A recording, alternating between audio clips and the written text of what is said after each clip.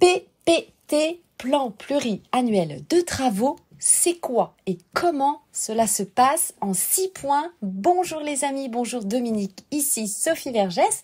J'espère que vous allez bien. Je suis ravie aujourd'hui de vous retrouver sur ce nouvel audio et nous allons parler du sujet du PPT, le plan pluriannuel de travaux. C'est quoi exactement? Comment cela se passe?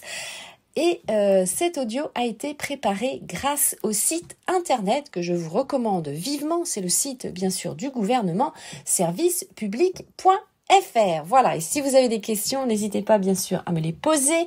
Cela me fera plaisir de répondre pour vous aider. Et puis, voilà, vous me mettez un petit commentaire et je vous refais une vidéo. C'est l'objet, vous le savez, je le fais pour vous et ça permet aussi que toute la communauté puisse apprendre des connaissances. Et puis moi-même aussi, c'est pareil, j'apprends en même temps que vous.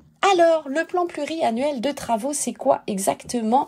Eh bien, ce plan est un document élaboré par la copropriété pour mettre en place un échéancier de travaux sur une période de 10 ans, notamment pour sauvegarder le bâtiment et son bon entretien.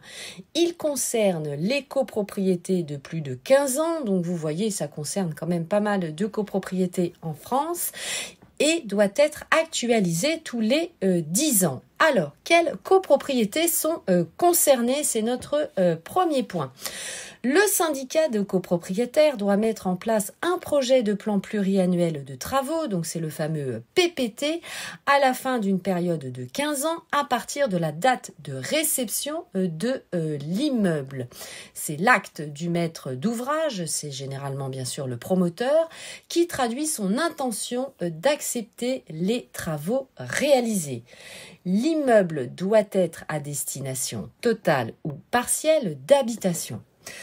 Depuis le 1er janvier 2023, donc c'est récent, seul le syndicat de copropriétaires comprenant plus de 200 lots, parties de bâtiments comportant obligatoirement une partie privative et une quote-part de parties communes à usage de logement, de bureaux ou de commerce, a l'obligation de mettre en place ce fameux projet de PPT.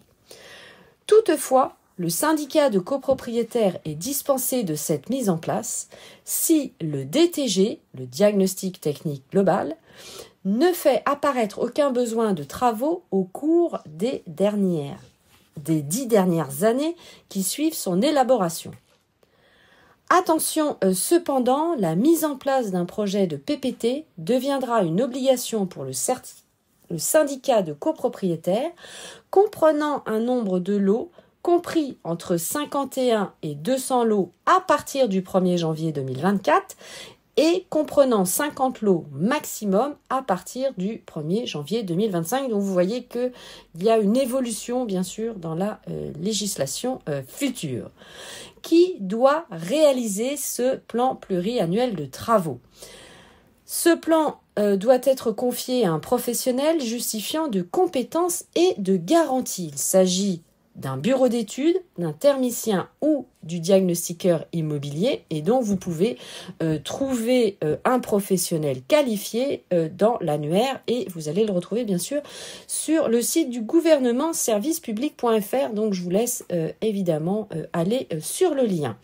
Ce professionnel doit attester sur l'honneur de son impartialité, de son indépendance à l'égard du syndic et à l'égard des fournisseurs d'énergie et des entreprises intervenant de l'immeuble. Il doit également justifier avoir souscrit une RCP, c'est la fameuse assurance responsabilité civile professionnelle. Elle précise donc évidemment les compétences couvertes. Troisième point maintenant, le contenu du PPT. Alors celui-ci est réalisé à partir d'une analyse du bâti et des équipements de l'immeuble, du diagnostic de performance énergétique et éventuellement du DTG, donc le diagnostic technique global, si bien sûr celui-ci a été réalisé. Il doit comprendre les éléments suivants, c'est-à-dire la liste des travaux nécessaires à la sauvegarde de l'immeuble, à la préservation de la santé et de la sécurité des occupants, à la réalisation d'économies d'énergie et à la réduction des émissions de gaz à effet de serre. Il y a l'estimation du niveau de performance énergétique et de performance en matière d'émissions de gaz à effet de serre que les travaux permettent d'atteindre, l'estimation sommaire du coût de ces travaux et leur hiérarchisation, la proposition d'échéancier, bien sûr, pour les travaux dont la réalisation apparaît nécessaire dans les 10 prochaines années. Donc, vous l'avez compris, c'est un calendrier, en fait, de travaux qui est mis en place. Donc, évidemment, c'est un échéancier et ça, c'est très bien. Ces travaux prescrits, justement, dans le PPT et son échéancier, éventuellement ceux prescrits par le diagnostic technique global, doivent être intégrés dans le carnet d'entretien de l'immeuble.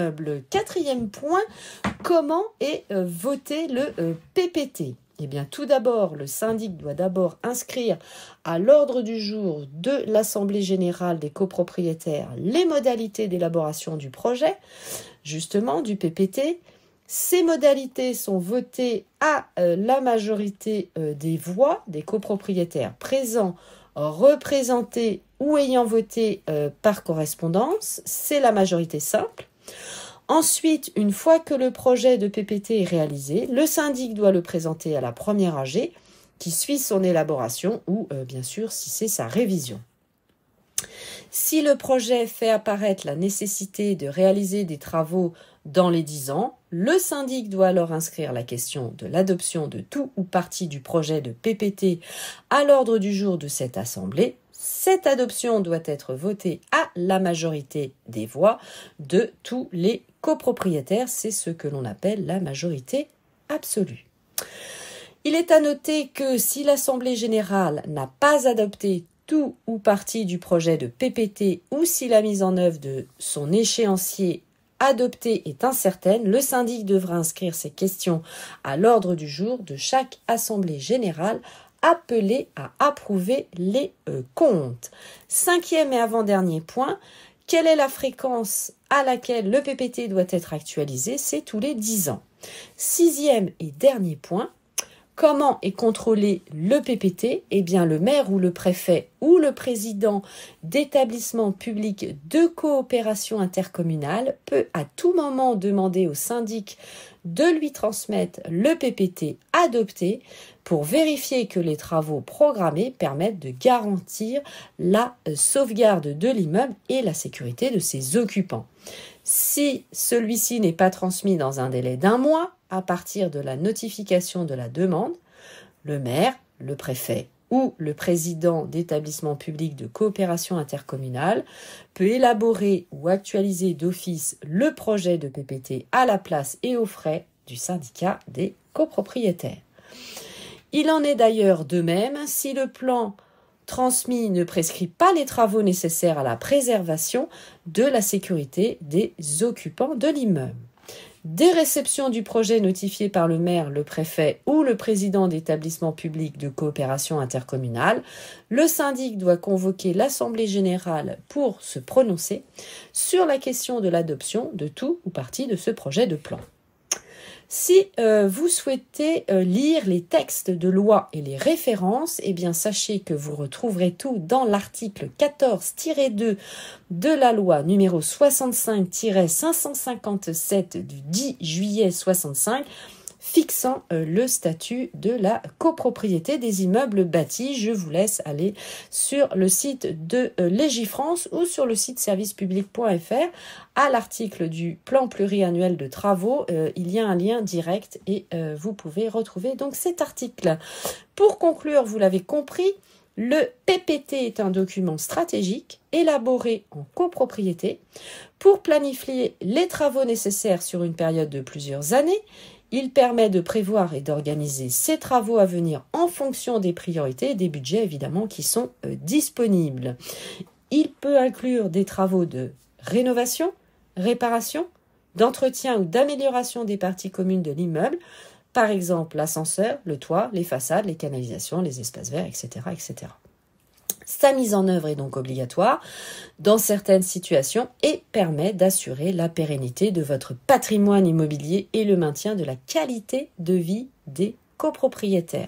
Pour tout renseignement, bien sûr, je vous invite à vous rapprocher de votre syndic il est le meilleur conseil. Évidemment, vous le savez, c'est un professionnel, c'est votre allié, évidemment, en tant que copropriétaire. Donc, posez-lui toutes les questions, soyez libre de poser toutes les questions évidemment qui vous tiennent à cœur.